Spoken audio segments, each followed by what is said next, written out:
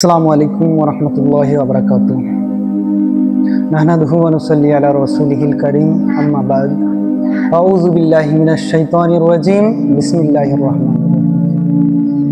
প্রিয় ভাই ও বোনেরা, আজ আমি আপনাদের সামনে এমন এক বাস্তবতার কথা বলবো যা আমরা প্রতিদিন ভুলে যাই, আর তা হলো কবরের জীবন, কবরের শাস্তি ও কবরের শান্তি।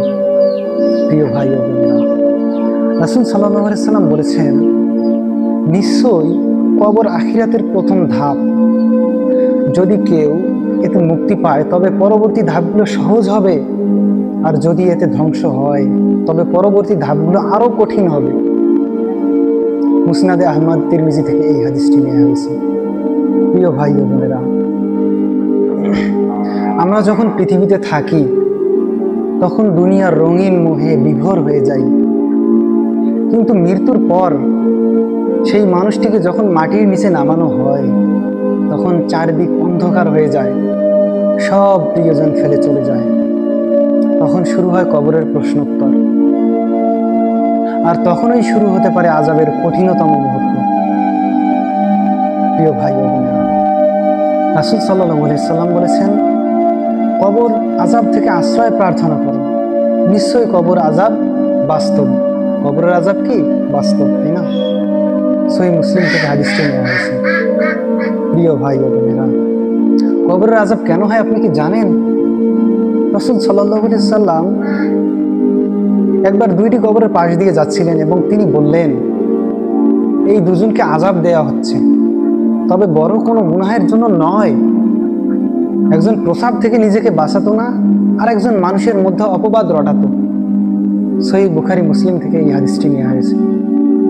প্রিয় ভাই ও বোনেরা, দেখুন আমরা কত ছোট ছোট গুনাহকে তুচ্ছ ভেবে ফেলি, অথচ সেই গুনাহের কারণে কবরের ভয়ঙ্কর আযাব নেমে আসতে পারে। হে প্রিয় ভাই ও বোন, আজ আমরা দুনিয়ার আনন্দে ব্যস্ত, কিন্তু কখনো ভেবেছি কি আমাদের শেষ ঠিকানা সেই অন্ধকার একটি গর্ত, যেখানে সাপ বিচ্ছু থাকে?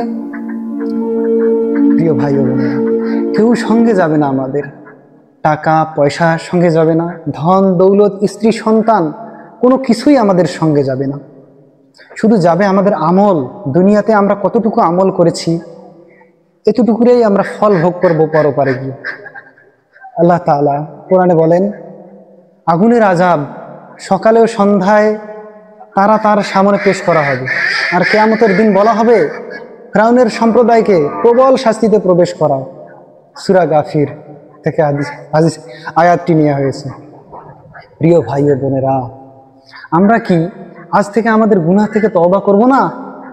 আমরা কি কবরের অন্ধকারের জন্য আলো প্রস্তুত করব না? প্রিয় ভাই ও বোনেরা, আল্লাহর কাছে কান্নাকাটি করে দোয়া করব না?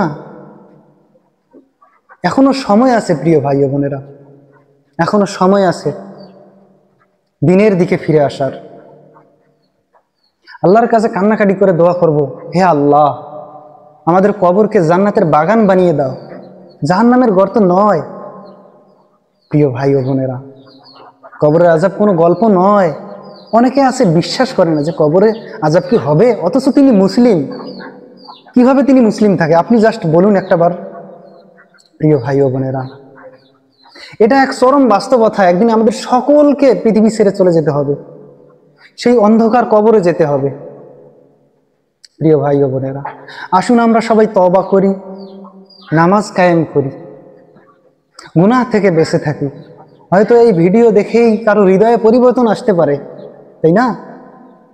প্রিয় ভাই ও বোনেরা, আল্লাহর দিকে ফিরে যাবে এই ভিডিওটা দেখে। তাই আমরা চলুন দিনের দিকে ফিরে আসি।